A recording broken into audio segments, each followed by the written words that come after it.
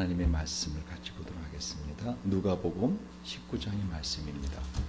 누가복음 19장 28절에서 36절까지의 말씀입니다. 누가복음 19장 28절에서 36절. 예수께서 이 말씀을 하시고 예루살렘을 향하여 앞서서 가시더라. 감람원이라는 산에 벳바게와 베다니에 가까이 왔을 때 제자 중 둘을 보내시며 이르시되 너희 맞은편 마을로 가라. 그리로 들어가면 아직 아무 사람도 타보지 않은 나귀 새끼에 매어 있는 것을 보리니 풀어 끌고 오너라. 만일 누가 너에게 어찌하여 푸느냐 묻거든 이렇게 말하되 주가 쓰시겠다 하라 하시매 보내심을 받은 자들이 가서 그 말씀하신 대로 만난지라. 나귀 새끼를 풀 때 그 임자들이 이르되 어찌하여 나귀 새끼를 푸느냐 대답하되 주께서 쓰시겠다 하고 그것을 예수께로 끌고 와서 자기들의 겉옷을 나귀 새끼 위에 걸쳐놓고 예수를 태우니 같이 가실 때 저희가 자기의 겉옷을 길에 펴더라. 아멘. 제가 이번 주에 그 읽은 책들 가운데 또는 어떤 묵상집 가운데 참 제 마음에 이렇게 맞다 라고 하는 짧은 글귀가 있었어요. 당신이 세상에 태어났을 때 당신은 울었고 세상은 기뻐했다. 맞죠? 여러분 태어날 때 아기는 앙앙 울었죠. 세상은 기뻐했죠. 이제 당신이 죽을 때는 세상이 울고 당신은 미소 지을 수 있는 그런 삶을 살아야 한다. 여러분 죽을 때 많은 사람이 여러분의 죽음을 안타까워하는, 그리고 여러분은 자신의 인생에 그야말로 미소를 지을 수 있는 그런 인생을 살아야 된다. 알프레드 미세가 쓴 10월의 밤이라는 시에 이런 글도 있어요. 인간은 수련생, 고통이 스승이니 고통받지 않는 한 그 누구도 자신을 알지 못한다. 그러니까 우리가 인생을 살아가면서 이와 같이 비록 고통스럽지만 마지막에 웃을 수 있는 인생, 얼마나 저와 여러분이 소망하는 삶인지 모릅니다. 근데 정작 여러분 정말 인생의 고통스러운 시간을 지나게 될 때 그것도 홀로 그 고통을 견디며 고독하게 그 시간을 지나게 될 때 그리고 그 고통의 시간이 과거 현재뿐만 아니라 미래에 어쩌면 그 시간들이 너무 길게 끝나지 않는 터널처럼 놓여 있는 것을 우리가 생각할 때 어떻게 하면 그 고통의 시간들을 돌파할 수 있을까요? 사실 여러분들은 그 인생에 그렇게 별로 고통을 겪고 있지 않는 것 같아요. 사실 오늘 이 설교를 준비하면서 제 마음에 꼭 좀 들었으면 좋겠다 하는 우리 행복 드리머들이 있는데 그 드리머들이 안 와요. 진짜 고통하고 있거든요. 정말 아파하고 있기 때문에. 그럼 어떻게 그 고통의 시간을 지날 수 있는가 하는 걸 오늘 성경 말씀을 통해서 우리가 배울 수 있다는 것입니다. 특별히 제가 한 그림을 보여드릴 건데요. 이 그림은요, 이 죄와 벌, 그리고 백치, 악령, 까라마조프카의 형제들, 미성년, 누가 진 건지 아시죠? 위대한 우리 기독교 대문호라고 하죠. 대문호 도스토옙스키입니다. 여러분 성경을 읽는 것이 힘들고 좀 재미없으면 도스토옙스키가 쓴 소설을 보십시오. 정말 재미있으면서도 어떻게 해요? 이 성경에서 말씀하고자 하시는 그 메시지를 도스토옙스키는 그 재미난 소설에 그대로 담아냈습니다. 한마디로 크리스천 대문호로서 도스토옙스키의 모든 글은요, 그 시대와 정치의 그 맨낯을 드러내는 것을 넘어서 우리로 하여금 정말 하나님이 누구신가, 하나님 나에게 뭘 원하시는가 하는 것을 그 소설 속 대사 하나하나에 도스토옙스키는 다 담아냈습니다. 근데 이 도스토옙스키가 정말 보고 싶은 그림이 있었어요. 지금 저와 여러분이 함께 볼 그림인데요. 도스토옙스키는 이 그림을 보고 싶어서 스위스로 갑니다. 지금도 그 스위스의 바젤 미술관에 있는 그림이에요. 한번 볼까요? 한스 홀바인이 그린 무덤 속 그리스도의 시신입니다. 이 그림을 도스토옙스키가 보고 그 앞에서요, 너무나 충격을 받아갖고 사람이 간질 증세를 보일 때 증상을 보이기 시작했습니다. 얼굴은 하얘졌고요, 손발은 부들부들 떨렸고요, 온몸이 경직되기 시작합니다. 그리고는 한참 동안 이 그림을 보고 그리고는 그 자리를 피합니다. 그리고 그 다음날 다시 그 바젤 미술관에서 또 이 그림 앞에 섰을 때 도스토옙스키는 또 동일한 증상을 보입니다. 엄청난 충격을 받았다는 거예요. 저도 이 스위스 바젤에 꼭 가서 이 그림을 보리라 하고 제 마음에 버킷리스트에 1번이 되었습니다. 네, 이 그림을 꼭 보리라. 여러분, 이렇게 화면으로 보면은 여러분이 잘 안 보일 텐데 한번 나중에 스마트폰을 열어서 그 한스 홀바인의 무덤 속 그리스도의 시신을 꼭 보시기 바랍니다. 저도 이걸 갖다가 지금 사흘째 계속 묵상하며 보았습니다. 눈은 멍하니 뜬 채로 죽어 계신 예수 그리스도, 입은 열린 채로 숨이 멈춰 있지요. 그리고 그 머리와 수염은 마치 그 산발이라 이제 산발에서 뻗어 있고요. 무엇보다 제 눈을 주목한 것은요, 그 초록색으로 이미 검게 썩기 시작하는 주님의 손, 그 발, 못자국으로 못을 박아버렸기 때문에 그 예수님의 시신이 이와 같이 하루가 지나기도 전에 어떻게 해요? 이렇게 검붉게 썩어가고 있는 걸 보게 됩니다. 제가 그동안에 수없이 보았던 그 많은 시신의 한 모습입니다. 정말 이분이 예수님? 그 관 상단에 유대인의 왕 예수, 나사렛 예수라고 새겨져 있지 않으면 그저 한 시신을 보는 것으로 우리는 끝날 수밖에 없습니다. 여러분, 이 한스 홀바인의 무덤 속 그리스도의 시신을 보고 여러분 어떤 생각이 드시나요? 저는 이 그림을 가만히 묵상하면서요, 관 속에 누워있는 저를 보게 되었습니다. 관 속에 누워있는 나. 그리고 장차 이 죽음 이후에 그 썩은 발로 어떻게 이 관을 열고 일어나서 부활하시는 예수 그리스도와 함께 부활할 날을 보았습니다. 저는 무엇보다 이와 같이 죽어 계신 예수 그리스도의 시신을 보면서 예수님의 믿음을 보았습니다. 여러분 보십시오. 예수님이 무슨 능력이 있어갖고 이 죽어있는 시신이었던 예수님이 부활한 거 아닙니다. 로마서 8장 11절에 보면은요, 예수를 죽은 자 가운데서 살리신 이의 영이 너희 안에 거하시면 그리스도 예수를 죽은 자 가운데서 살리신 이가 너희 안에 거하시는 그의 영으로 말미암아 너희 죽을 몸도 살리시리라. 다시 말하면 예수님은 십자가에 못 박혀 죽으시고 그냥 그 무덤 속에 들어가신 겁니다. 사람들이 그 시신을 이렇게 옮겨 놓았습니다. 여러분, 예수님은 지금 성령 하나님을 믿고 있는 겁니다. 여러분, 저와 여러분의 인생이 정말 죽을 것 같은 고통의 시간이 있을 수가 있어요. 정말 죽을 것 같은 고통의 시간. 너무너무 고독하고 너무너무 고통스러운 시간.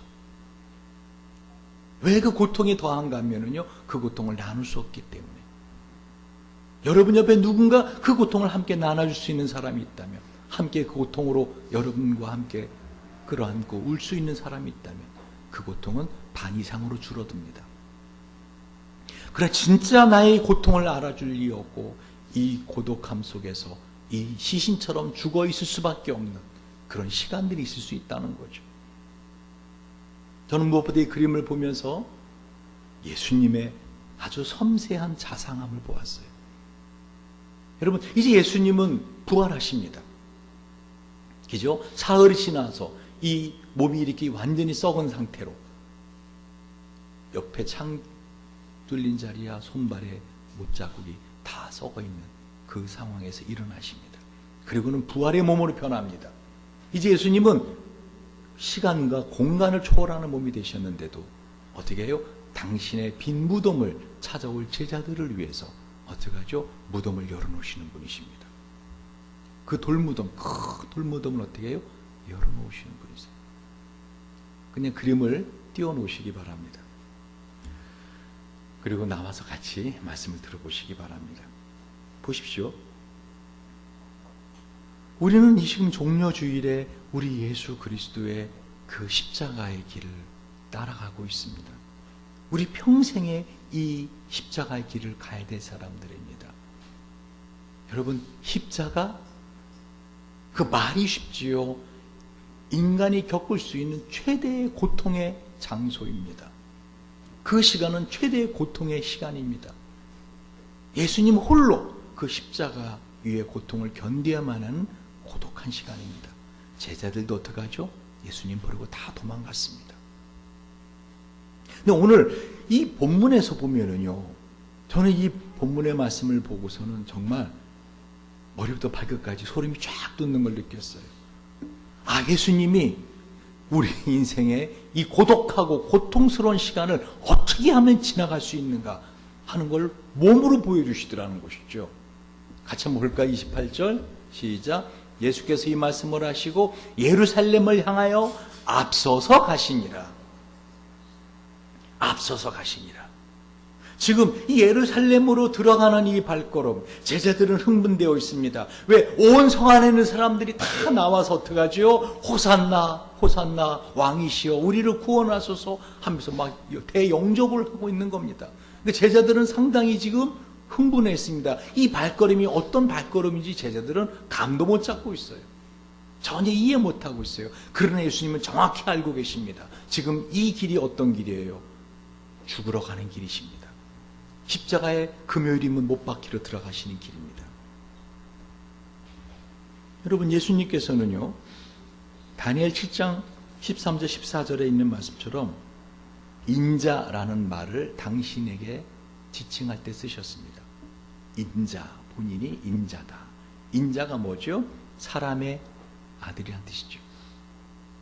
물론 다니엘 7장 13절 14절에 보는 것처럼 내가 또 밤 한상 중에 보니 인자 같은 이가 하늘 구름을 타고 와서 옛적부터 항상 계신 이에게 나아가 그 앞으로 인도되매 그에게 권세와 영광과 나라를 주고 모든 백성과 나라들과 다른 언어를 말하는 모든 자들이 그를 섬기게 하였으니 그의 권세는 소멸되지 아니하는 영원한 권세요 그의 나라는 멸망하지 아니할 것이니라. 예수님이 이 땅에 살아가면서 항상 두 가지를 생각하고 계시는 거예요. 양면을 생각하고 계신 겁니다. 하나는 뭐죠? 이 땅에 살아있는 동안은 나는 어떻게 사람의 아들이다. 사람이 겪어야 되는 고통을 나는 다 겪어야 되고 어떻게 하나님이 예정하신 그 모든 말씀을 내가 다 이뤄내야 된다라고 하는 인간으로서 그 마음을 갖고 계셨고요. 또 한쪽에 인자는 뭐죠? 그러나 이것으로 인생은 끝나지 않고 나중에 천사들과 함께 구름 타고 다시 재림이 왔을 때는 영원한 나라를 다스리는 나는 왕이다 라고 하는 의식을 갖고 계셨어요. 그래서 그때 당시에 이 사람들이 호산나 호산나 예수님을 맞이하자 바리새인들이 뭐라 그러죠? 39절을 보세요. 여러분 뒤에 무리 중 어떤 바리새인들이 말하여 선생이여 당신의 제자들을 책망하소서.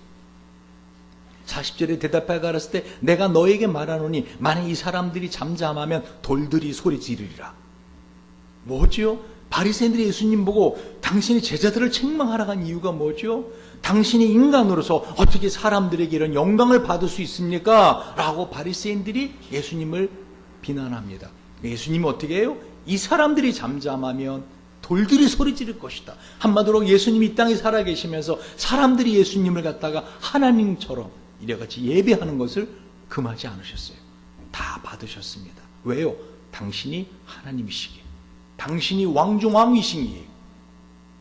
그러나 동시에 예수님은 어떤 의식을 가졌다고요? 이 땅에서는 나는 사람의 아들이다. 아주 겸손한 마음을 갖고 계셨어요. 엘리니오 루즈벨트라는 분이 이런 말씀을 하셨어요. 아무도 당신의 동의 없이 당신에게 고통을 가할 수 없다. 다시 말하면 우리 인생을 살아가면서요, 하나님 우리가 그 고통의 시간을 이겨나갈 수 있는 이미 그 정체성과 자격과 능력을 주셨는데 우리가 왜 그 고통의 시간 속에서 고독하게 고통을 겪는가 했더니 자기 자신 때문이라는 거예요. 자기 자신이 하나님 주신 이 놀라운 이 레메디, 치유의 약을 걷어치고 발로 차버리고 어떻게 해요? 자신의 벌어진 상처에다가 소금을 뿌리고 앉아있는 그 사람은 바로 자신, 본인이라는 것이죠. 예수님은 지금 이 종려주일날 그 죽음의 십자가를 향해서 걸어가시는데 어떻게 걸어가신다고요? 앞서서 가십니다. 바로 이게 고통의 시간, 고독한 고통의 시간을 돌파하는 방법이에요. 다른 길은 없습니다. 고통의 길을 통과할 수 있는 다른 길은 없습니다. 어떤 길밖에요? 고통 속으로 들어가는 길 외에는. 어떻게 그럴 수 있냐고요? 오늘 그걸 주님 보여주고 있는 거예요. 보세요, 여러분. 예수님께서 지금 예루살렘 성으로 입성하는데 사람들이 어떤 걸 들고 환영했어요? 종려나무 가지. 여러분, 이 종려나무는 헬라어로 뭐예요? 포이닉스예요. 이 포이닉스에서 나온 단어가 뭐죠? 피닉스, 불사조예요. 지금 예수님은 이 죽음의 길을 지나가야 부활의 영광이 있다는 걸 알고 계신 거예요. 여러분, 하나님이 저와 여러분을 정말 끔찍히 사랑하는 거 아십니까? 그렇게 사랑하는데 왜 나의 인생의 이 고통의 시간을 지나게 하실까요? 그건 뭐죠? 그 고통의 길을 지나가야 영원한 영광의 길이 나타나기 때문입니다. 여러분, 요한계시록 7장 9절에서 12절을 보면은요, 지금 예수님께서 예루살렘 성에 들어가셨을 때 사람들이 종려나무 가지를 흔들고 호산나 호산나 환영하는 이 장면을 그대로 예수님이 한 번 더 경험하십니다. 언제요? 문들아 머리 들지어다, 영원한 문들아 들릴지어다. 예수님이 이제는 재림하셔서 영광의 왕이 되셔서 어떻게 해요? 그 하나님의 나라, 천상의 나라에 들어가실 때 14만 4천 명의 구원받은 모든 사람들이 손에 종려나무 가지를 들고 천사들이 종려나무 가지를 들고 바로 호산나, 구원하심이 보좌에 앉으신 하나님과 어린 양께 있도다 찬양하는 그 찬양을 듣더라는 것입니다. 이르되 내가 보니 각 나라와 족속과 백성과 방언에서 아무라도 능히 셀 수 없는 큰 무리가 흰 옷을 입고 손에 종려 가지를 들고 보좌 앞과 어린 양 앞에 서서 큰 소리를 외쳐 가로되 구원하심이 보좌에 앉으신 우리 하나님과 어린 양에게 있도다 하니 모든 천사가 보좌와 장로들과 내 생물의 주위에 섰다가 보좌 앞에 엎드려 얼굴을 대고 하나님께 경배하여 가로되 아멘. 찬송과 영광과 지혜와 감사와 존귀와 능력과 힘이 우리 하나님께 세세토록 있을지로다. 아멘, 아멘 하더라. 근데 재미난 사실은요, 이 종려나무 가지를 들고 예수님을 환영하고 있는 이 사람들이 며칠이 안 돼서 금요일날 어떻게 하죠? 아침에 그 예수님 십자가에 못 박으라고 소리 지르는 사람들입니다. 그러니까 예수님은 이 모든 걸 다 알고 계시는 거예요. 그럼 우리가 언뜻 생각하면 그래, 예수님은 부활하실까 하셨으니까 이 무덤 속에 이 고통의 시간을 견디실 수 있을 거야. 여러분, 정말 여러분이 죽음이라는 그 시간을 지나갈 때, 아니 그것을 직면했을 때 그게 얼마나 두렵고 무서운지.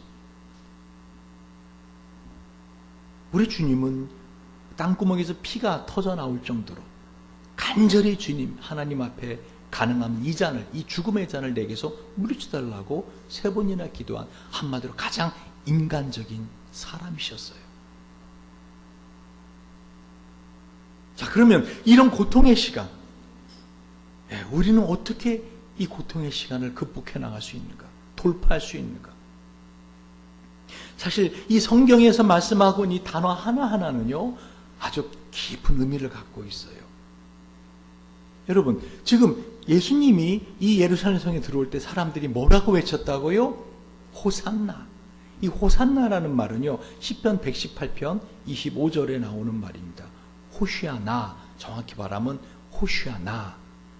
이거를 헬라어로 바꾸면 호산나입니다. 뭐죠? 우리를 구원하소서. 그 표현이 제발 구원해 주소서. 한마디로 뭐죠? 제발 살려주세요. 그게 호산나입니다. 호산나, 호산나. 여러분, 정말 자신이 고통 가운데 있고 정말 하나님의 능력과 은혜를 간절히 사모하는 사람은요, 하나님께 예배하지 않을 수가 없는 겁니다. 왜요? 호산나, 나를 이 고통과 아픔에서 구원해 주실 분이 하나님밖에 안 계시기에. 그런데 이 하나님 앞에 조차 나올 수 없는 아픔 가운데 있을 때 우리는 어떻게 해야 되냐는 것이죠. 오늘 본문을 다시 한번 주목해 보십시오. 예수님께서 그 예루살렘을 향해 앞서서 가시는데요, 그 다음 절, 감람음이라는 산의 벳바게와 베다니에 가까이 왔을 때 제자 중 둘을 보내시며 이르시되 너희 맞은편 마을로 가라. 그리로 들어가면 아직 아무 사람도 타보지 않은 낙이 새끼에 매어 있는 것을 보리니 풀어 끌고 오너라. 만일 누가 너에게 어찌하여 푸느냐 묻거든 이렇게 말하되 주가 쓰시겠다 하라. 예수님이 왜 왕중왕으로 오시는 예수님이 예루살렘 성을 입성해 오실 때 그 어린 나귀 새끼를 타고 오셨을까요? 그 스가랴 9장 9절에 있는 말씀을 성취하기 위해서, 이루기 위해서. 시온에 따라 크게 기뻐할지어다. 예루살렘에 따라 즐거이 부를지어다. 보라, 네 왕이 너게 임하나니 그는 공의로우며 구원을 베풀며 겸손하여서 나귀를 타나니 나귀의 작은 것 곧 나귀 새끼니라. 저는 이 예수님의 이 겸허함, 도대체 이게 뭘까?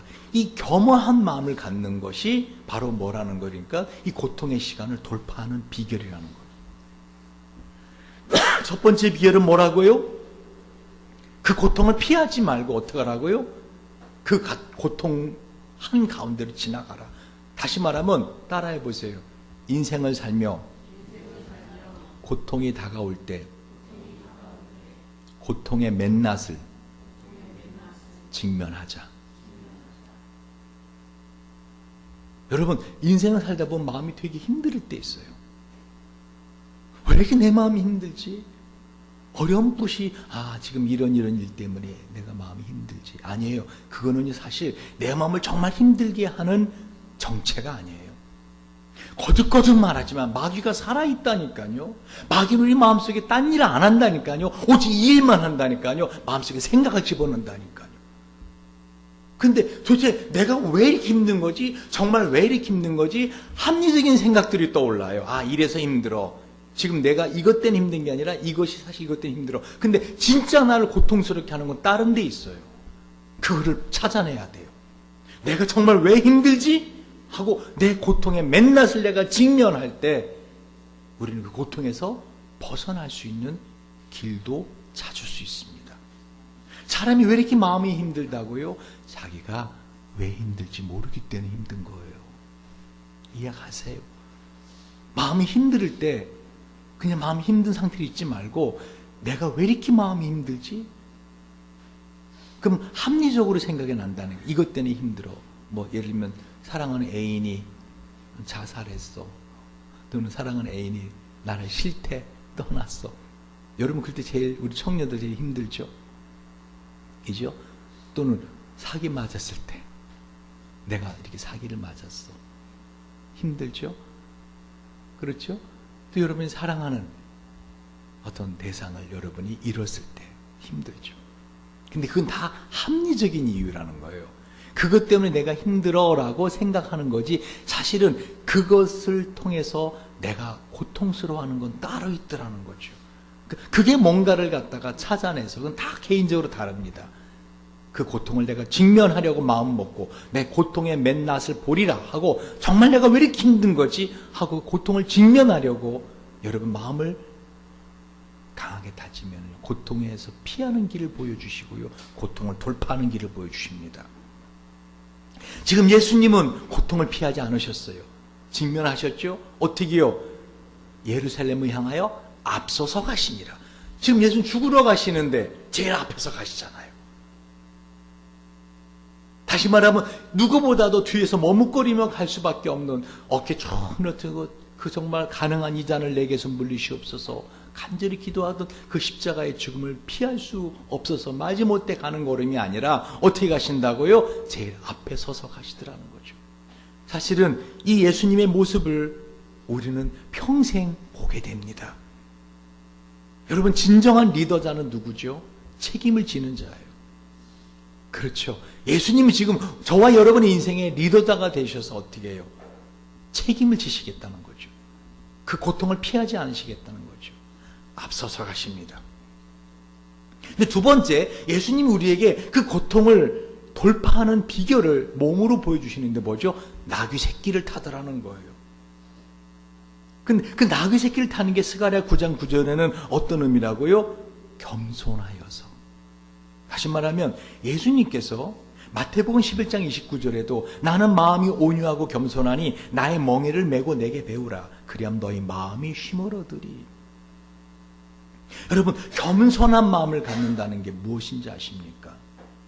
한마디로 자기 마음을 비워버리는 거예요. 아까 그랬죠? 종려나무 가지가 헬라어로 뭐라고요? 포에닉스. 거기에서 어떤 단어가 나온다고요? 불사조, 피닉스라는 단어가 나와요. 여러분, 불사조는요, 그 몸이 완전히 자기의 심장에서 나온 불로 인해 다 태워져야, 완전히 태워져야 그 재에서 다시 살아날 수 있어요. 그래, 안 그래요? 완전히 태워져야 돼요. 여러분이 고통스러운 시간을 맞이할 때 그 고통을 피하려고 게임하고 영화 보러 가고 친구 만나고 잠자고 바쁘게 자기 자신 시간 스케줄을 하고 그러지 말고 어떻게 해요? 그 고통의 의미가 뭔지를 직면하고, 두 번째는 어떻게 하라고요? 마음을 비우라고요. 어떻게 마음을 비우는가? 그 겸손함이에요. 그게 의미가 뭔지, 이게 오늘 설교의 마지막입니다. 잘 들어보십시오. 야고보 4장 6절 7절에 보면은요, 예수님께서 이 겸손한 마음을 갖는다는 게 뭔지를 말씀하고 있어요. 더욱 큰 은혜를 주시나니 그러므로 일렀을 때 하나님이 교만한 자를 물리치시고 겸손한 자에게 은혜를 주신다 했느니라. 그런즉 너희는 하나님께 복종할지어다. 마귀를 대적하라. 그리하면 너희를 피하리라. 성경은 명백하게 우리가 겸손한 마음을 가져야, 내 마음을 비워야 그 고통의 시간들을 돌파해 나갈 수 있는데, 그러지 못하게 우리 마음에 교만한 생각을 주는 이가 누구라는 거예요? 마귀라고 말하고 있는 거예요. 근데 이 마귀는 그냥 두면 절대로 떠나가지 않아요. 어떻게 해야 돼요? 대적해야 됩니다. 예수 이름으로 명령하니 떠나가라 하고 대적해야 된다는 거예요. 그것이 바로 겸손한 마음이에요. 저는 이번 한 주간 도대체 어떻게 내 마음을 비울 수 있을까? 이게 겸손한 마음인데 어떻게 해야 내 마음을 비울 수 있을까? 그랬더니 우리 예수님께서 저에게 빌립보서를 통해서 명백히 말씀하세요. 그는 근본 하나님의 본체시나 하나님과 동등됨을 취할 것을 여기지 아니하시고 오히려 자기를 비워 종의 형체를 가지사 사람들과 같이 되셨고 사람의 모양으로 나타나사 자기를 낮추시고 죽기까지 복종하셨으니 곧 십자가에 죽으십니다. 자기를 비우셨대요. 그건 뭐냐? 겸손하다는 거죠. 겸손하다. 여러분, 이 겸손하다, 우리 주님께서 우리 인생을 살아가면서 이 겸손해야, 우리 마음에 겸손해야 어떻게 해요? 그 고통의 시간을 지나갈 수 있다. 그래서 예수님이 왕이신데도 백마를 타고 들어오지 아니하시고 나귀 새끼를 타고 들어오시는 거예요. 겸손한 게 뭔가를 보여주시는 거죠. 이 겸손하다라는 말은 히브리어 성경에 아니라는 단어예요. 아니. 이 아니라는 말이 뭐냐면요, 비천하게 되다라는 뜻이에요. 비천하게 되다. 그러니까 여러분이 왜 내가 이렇게 마음이 힘들지? 여러분 스스로가 마음을 비우지 못하고 있는 거지요. 겸손한 마음을 갖고 있지 못한 거지요. 그건 뭐지요? 자기 자신이 지금 당하고 있는 이 모든 고통이 내가 당하지 않아도 되는 고통이라고 생각하는 거기 때문에 그게 힘들다는 거예요. 무슨 말인지 이해가십니까? 내가 정말 비천한 자가 되어서 나는 마땅히 고통을 당하고 이거보다 더한 고통을 당할 수 있는 자이다 랄 때 어떻게 해요? 우리는 그 고통을 돌파해 나갈 수 있다는 거예요. 디모데후서 2장 20절 21절 보면은요, 좀 더 구체적으로 나와 있어요. 큰 집에는 금과 은의 그릇이 있을 뿐 아니요 나무와 질그릇도 있어 귀히 쓰는 것도 있고 천이 쓰는 것도 있나니 그러므로 누구든지 이런 곳에서 자기를 깨끗하게 하면 귀히 쓰는 그릇이 되어 거룩하고 주님의 쓰임에 합당하며 모든 선한 일에 예비함이 되리라. 오늘 본문에 보면은 하나님의 나라, 하나님이 쓰시는 인생에는요, 금과 은 그릇같이 쓰임받는 사람이 있고 이 거칠은 나무와 또 질그릇처럼 그렇게 쓰임받는 사람이 있다, 평생. 그래, 안 그래요? 나무와 질그릇 같은 것이 어떻게 해요? 금이나 은그릇으로 바뀌지 않아요. 그냥 나무 그릇은 나무. 여러분 집에 가서 여러분 찬장을 열어보세요. 그릇들이 여러 가지가 있잖아요. 조그만 간장 종지부터 시작해서 국, 대접, 다 여러 종류가 있죠. 그 다 나름대로 쓸모가 있지 않아요? 그죠? 간장 종지에다 국 따라 보세요. 뭐 어떻게 그걸 국을 말아 먹을 수가 있어요? 뭐 하세요? 그죠? 또 대접에다가 간장 쏟아 보세요. 뭐 간장에다 뭐 하려고요? 다 그릇이 용도가 있잖아요. 또 귀한 그릇이 있잖아요. 손님이 오면은 내놓는 귀한 그릇이 있고 그냥 막 이렇게 설거지하다 떨어뜨려도 깨지지 않고 깨져도 이빨 나가도 어떻게 괜찮은 그릇 여러분 내놓고 쓰지 않아요? 다 그릇마다 더 용도가 있지 않아요? 그러니까 하나님이 어떻게 하시는 거예요? 하나님이 저와 여러분을 갖다가 어떤 그릇을 쓰겠다 하고 나와 여러분의 인생을 어떻게 해요? 그 그릇으로 만드신 거라는 거예요. 나 여호와가 이르노라 이스라엘 족속아 이 토기장이 하는 것 같이 내가 능히 너에게 행하지 못하겠느냐? 이스라엘 족속아 진흙이 토기장의 손에 있음 같이 너희가 내 손에 있느니라. 예레미야 18장 6절의 말씀입니다. 근데 그 하나님 어떤 분이세요? 너무 좋으신 분이세요. 나를 누구보다 잘 아시고 나를 누구보다 사랑하시는 분이시고 나로 하여금 이 세상으로 끝나는 인생이 아니라 영원한 하나님 나라의 영광을 얻을 그 인생을 살 수 있도록 준비시켜 주시는 분이시라는 거예요. 그 선하신 하나님을 믿는다면 이 예수님처럼 어떻게 해요? 그냥 이 무덤에 이 관 속에 돌무덤 속에 당신의 모든 걸 다 맡겨드릴 수 있다라는 겁니다. 예수님이 어떻게 이 썩어가는 이 시신의 모습으로 계실 수 있는지 아세요? 하나님을 믿었기 때문이에요. 이대로 두지 않으실 거라고 하는, 나를 이 썩음의 몸 가운데 그대로 두지 않으실 거라는,